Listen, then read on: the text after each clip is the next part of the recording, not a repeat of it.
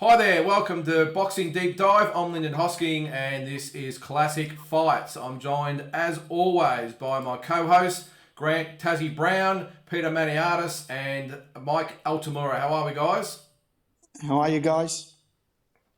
Great to have you along. So this week, Classic Fight, we've got a stellar matchup of course and it's from you Pete, was it? I think it's your choice Yep. this week. Who you got?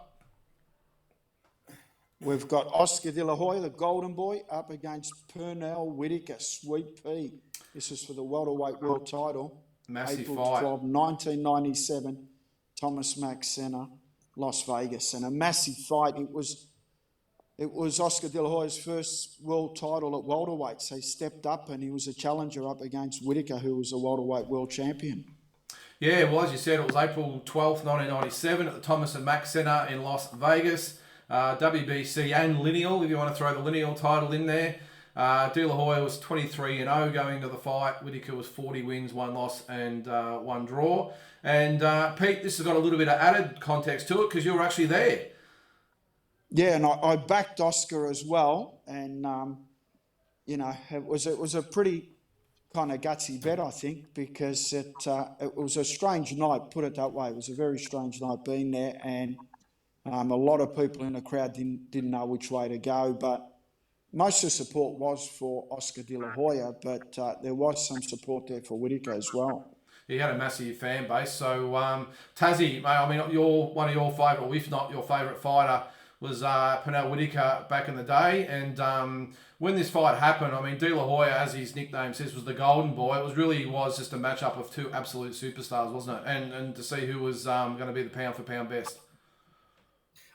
I love them both. I mean, Whitaker I've been a fan of for years, and obviously Oscar was, the golden boy, and I followed him since the '92 Olympics. But yeah, I really liked them. I was a bit torn with this one. I was going for Whitaker, but I really liked them both. I was watching De La Hoya from his first title as super featherweight up to lightweight, up to junior waterweight, and then up to waterweight.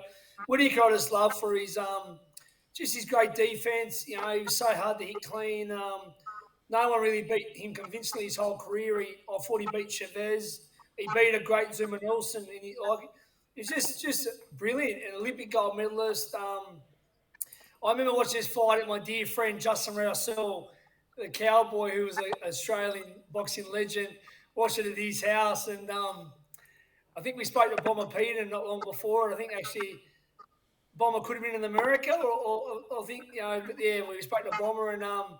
Yeah, it was just a great fight. I love both of them, and was a bit torn. But yeah, it was the lineal belt. Whitaker, it was gutsy by De La Hoya to take on Whitaker, because Whitaker was just that guy that gave everyone fits and nightmares. And Oscar's a real fighter. Oscar's resume is next level. Even his losses, he fought everyone. Yeah, he did. Well, Mike, the two styles of him, it was such a hard fight to pick, wasn't it? Because Pernell Whitaker's such the master, and he had so many dominating victories over some great fighters. But De La Hoya was just that rising superstar, wasn't he? With a razor sharp punches and reflexes and movement, and it was just one of those standout matches that only come around pretty much once in a decade or so, doesn't it? Yeah, look, very much so. Pernell was starting to slow down. If you look at his previous few fights, he had the two unexpected close calls with Rivera. A lot of people arguably thought he lost the first bout. He won a split decision. He pulled out the second. Then the bout before this, the Cuban Diabeles had control in the bout before Sweet Pea got flat-footed and knocked him out in the 11th round, a come-from-behind victory. And a lot of people felt like Oscar was catching him at the right time. But also keep in mind, though Whitaker really probably peaked at lightweight, Oscar had come up from 130, 135, stopped at 140 for a cup of coffee with, a couple bouts of victory over Gonzalez, right? And then moved up to 147 for this bout. So a lot of people felt that Whitaker was going to be the naturally bigger guy. He had been a dominant welterweight for a number of years. The interesting part was, even back then, something that Freddie Roach, to many people, exposed with Pacquiao, Oscar De La Hoya always struggled to cut off the ring. So the question going into this bout was, could Pernell Whitaker recapture his fleet-footedness, or would he stand a little bit more flat-footed, and would he be right in Oscar's wheelhouse? And a lot of people felt that if he did that and try to go toe-to-toe, that maybe Oscar would overpower him. But that's what really made it compelling, the fact that people weren't so sure what Whitaker had left in the tank, but he was still considered one of the best 3-4 fighters in world boxing. Yeah, no, it certainly was. Well, Pete, set the scene for us, mate. You're sitting. We'll say that you're sitting ringside. I'm not sure where you were, but set the scene in the arena that night. What was it like? Mate, Floyd Mayweather fought the undercard, and it was exciting to see Floyd because he was a bronze medalist, and there was a big boom on Floyd that he was coming through. So it was exciting to see Floyd. I got there the night before, hung around, and you see all these guys around in the foyer and stuff. So Floyd was just a normal guy back then, a guy you can come up and get a pic with. If you want to chat with him, he was normal. He hadn't had that crossover exposure back then. He's just a normal, guy that was in an undercard. He's still popular, but didn't have that aura. Butterbean was on the undercard. Ench, Mickey Ward was on the undercard. There was a lot of build-up to this fight, and De La Hoya back then was probably the movie star of boxing. He had that crossover. There was a lot of girls at the fight, and there was a buzz. There was a lot, it was sort of a bit like a nightclub crowd that followed him as well, and some yuppie type of people, and it was a different type, and it was at the Thomas Mack Centre, which is near the university, so it's probably a 10-minute trip off the strip, which is like 10 hours. Why was it there, Pete? Because the Thomas Mack back then would fit close to 20,000 people. Okay. Yeah, So that was the same, but I mean, everyone that's been to Vegas, once you're in Vegas, you don't want to be catching, even if it's 10, 15 minutes off the strip, it's like a massive headache, and it's near that university part of Vegas. So I don't think it was a sellout. They said it was, but I thought it was about maybe 500 to 1,000 people. I think there was about maybe 18, 19,000 people there, only because it wasn't in the middle of the strip. If it had been in the middle of the strip, it would have sold out probably in 5 minutes. But it was a sellout. I mean, it was full, and it was kind of massive atmosphere. It was good to see Lou Duva carry on and all these type of characters. And for me, it was sort of the first time I got to see them up close and personal, being a kid growing up. You kind of see, the guy at the White House, seen so much on TV and all the presenters and stuff. So it was, it was my sort of first time to see it right in front of me. Was your first big fight, Peter? At that level, but I did go to Vaughan Bean and Michael Mora earlier, and that was at the Hilton. That was a few weeks earlier. And Chavez fought on the undercard. Chavez was coming back from an elbow operation, and Teddy Atlas was abused, and Michael Mora. It was a lacklustre performance up against Vaughan Bean for IBF World Title. I went to that one as well, but that one was a bit. It wasn't like this one. It was kind of like a bit under, but it was still a great fight night, but I was based in the States there for 6 months and hanging out at Freddie Roach's gym, so going here, going there. Really? So it was my... Wow. My cousins only lived around the corner from Freddie's. They used to train there, so we all used to go there. Oh, wow. That's the dream, mate. That's the dream. But Freddie's wasn't... It was different back to what it was a normal gym back then, because he first opened Wild Card with the actor, what's his name? Mickey Rourke. He'd done Mickey Rourke, and then they had a fallout, and then I think they got back. But Mickey Rourke was good mates with Costas Mandalore and Lewis Mandalore, and we used to drop down in a gym. But it was a lot different back then. There wasn't the star quality fighters that there is now, and it didn't have the fan base there. It was more hardcore people and a hardcore gym. And well, before we look at the video, just one more, Tassie, for you. Like, it was funny with this one because you got De La Hoya coming up in weight. Pernell Whitaker was that solid welterweight, but how much bigger did De La Hoya look in the fight?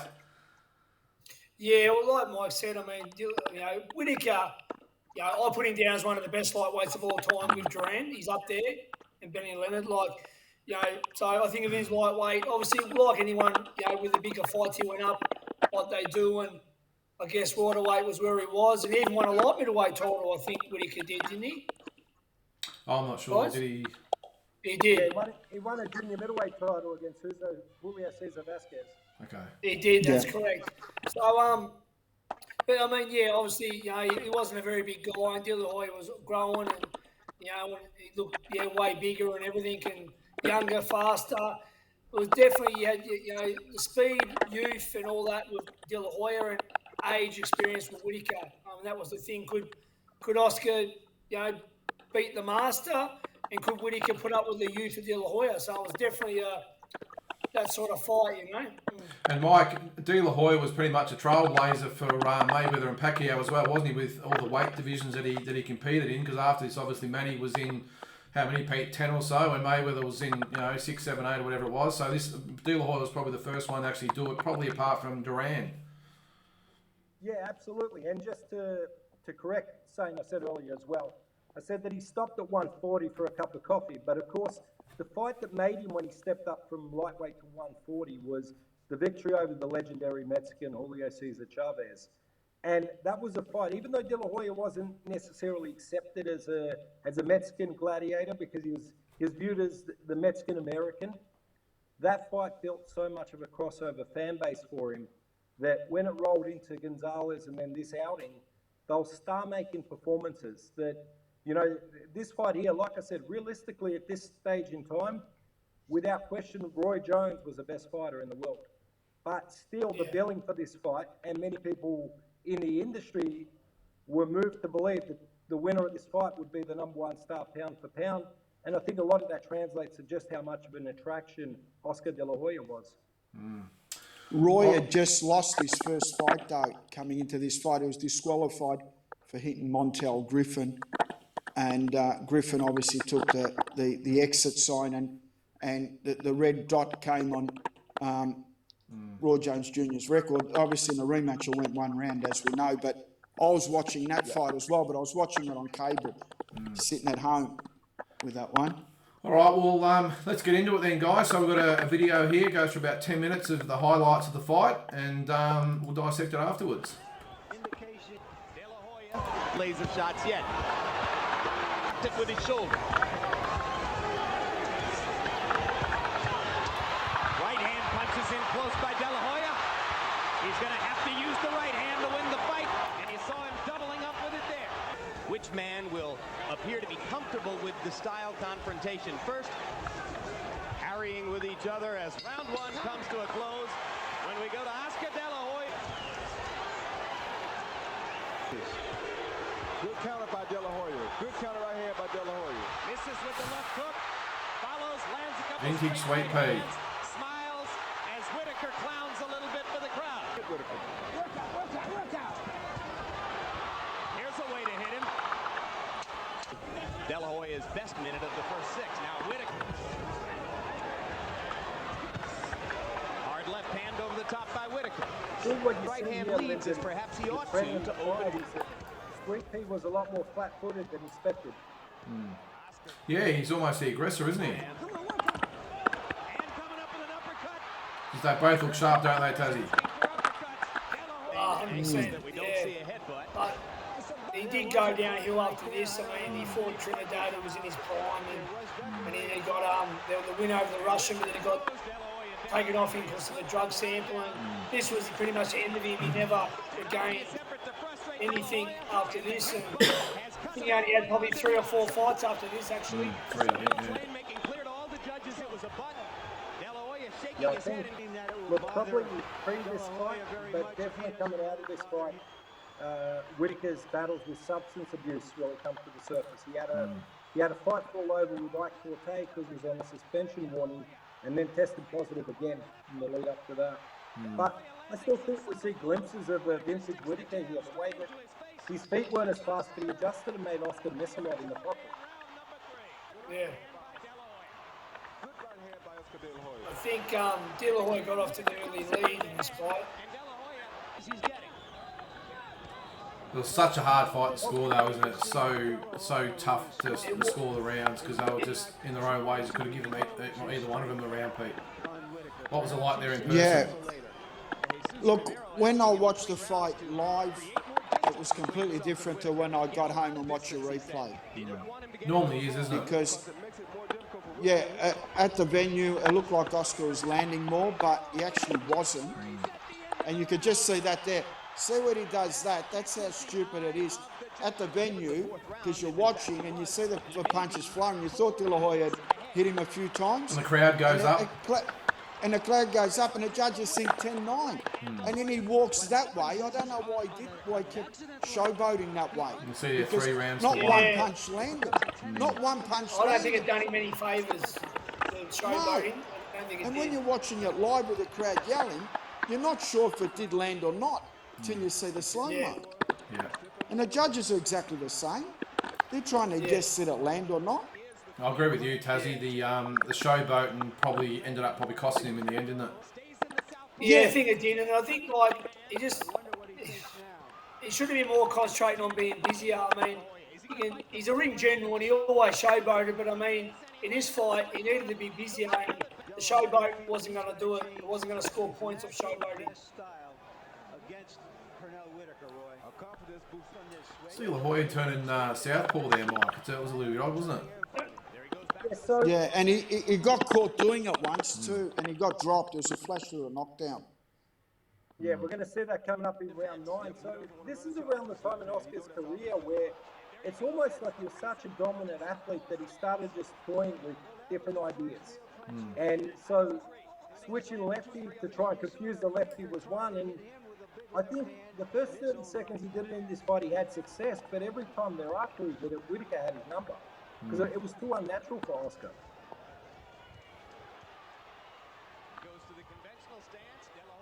Yeah, I mean, just watching the fight even back now, you know, it's like De La Hoya's obviously putting the pressure on. He's probably throwing more punches, but Whitaker is still landing the sharper shots, isn't he?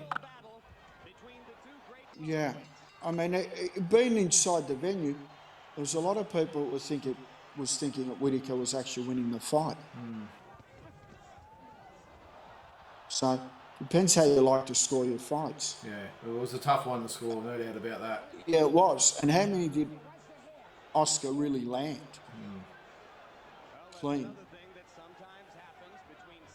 Whitaker's jab was really on point throughout the fight, even though it was just pesky and flicking and that, but it was upsetting Oscar's rhythm a lot.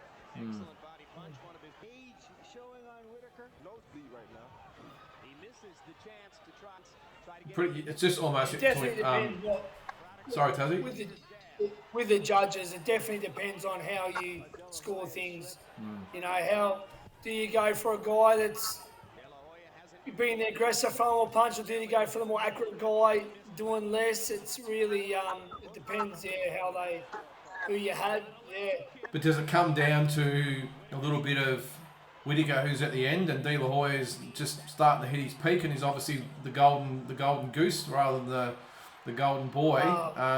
Does it come into it? You know, Whitaker done nothing. I mean, him at the top of boxing really does nothing for the sport. Much I loved him, but De La Hoya, the good-looking guy, 100%. Pete, Mike, it's a bit like last week's fight with Chavez and Taylor, isn't it? You know, like Chavez is the house fighter, so you know which way it's going to go, but there needs to be a favour or so given, don't you? Guess what? A lot of people criticised Lou Duva in that fight for urging Melvin Taylor to pick up the tempo when he's clearly leading. He did likewise in this fight with Whitaker late, telling him he needed to bank the rounds. So you can almost see the thinking from last week justified by, without giving too much spoilers, what you're going to see happening in this outing. In this case, he was right. He did need to win those rounds. Yeah, exactly. Sometimes from ringside, from the corner, even though you feel you guys banking the rounds, you still want them to pick up and have a bit more urgency. There's one judge on this panel that I actually don't like. His whole career, I've never liked. Huh? Name and shame. Who was it, Tazzy? Jerry Roth. Oh, yeah. Jerry Roth. Can't stand him. Jerry Roth. He's a piece of shit. De La Hoya gets a chance to counter effectively, but again, Whitaker lands the jab. De La Hoya lands a power shot in return. There's one thing though with Whitaker, wasn't it, Pete? You very rarely seen busted up, wasn't he? He had the swollen eye, and he never seen that in any of his fights. Yeah. I mean, as we said, Whitaker was starting to slow down just a touch, but he picked up for this fight. He really put in a massive effort. He knew it was his biggest fight for a lot. You know, it was a super fight. He really trained and really put in. But the showboating during the fight at times was a thing that I felt he should never have done. But he's a showman, and I guess that's his way of relaxing. But he used to do it a lot, walking in between corners and stuff, right? And you know, shaking and all that. Judges don't like that. No, if they it's don't. a close fight and you do that, more than likely you're going to cost yourself a round. What for? And not just that. I mean, Tassie, you know, you've been around, you know, the top-ranked amateur scene like I have too, or the pro scene for that matter. Even the little things like De La Hoya at the end of the round, shaking the fist. I got it. You know, if the judges are any mind, you've got one fighter that's showboating, the other one's pumping the fist. Do you think, you see it with those good fighters, they know how to play to the judges that way, and little tricks of the trade like that, they count. Well, I had a bit of a habit early in my amateur career about raising my hands after each round, and my dad told me to stop it, and God bless me, Dad. You know, he said, look, I don't think the judges will like it, and I started to stop doing it. You know, because that was because some judges don't like that sort of Some stuff. don't like it. So, amateur judges tend to not like it, but the pros can be swung. Yeah, pros, yeah, well, that's right. But I mean, yeah. Especially when it's the golden boy doing it. 100%. Yeah, the judges look for anything, really, don't they? I mean, it's close. Well, if they're looking for, they're looking for some reason. It's such even rounds. You've got one guy that's showboating, and then you've got one that's raising the fist, and especially one that's pushing the fight. You know, it's a little tricks of the trade. There it is there, I think, isn't it? Yeah, end of the fight. One thing I was confident in, De La Hoya won the 12th round. Yeah. 116 to 110 for the winner by unanimous decision. And new. Do you think Whitaker really thought he won it? I think he did. I think, well, obviously he's going to say that, but the scorecards were 116, 110 times 2 for De La Hoya, 115 to 111 for De La Hoya.